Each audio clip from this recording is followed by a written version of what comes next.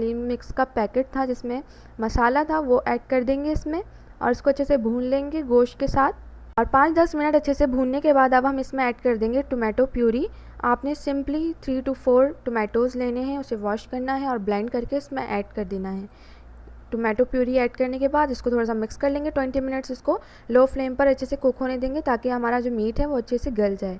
यहाँ हमने साथ ही साथ एक बड़ा पतीला ले लिया है, उसमें हम इसमें ऐड कर रहे हैं 5 कप के करीब वाटर और दाल का जो मिक्सचर था वो अब हम इसमें ऐड कर देंगे।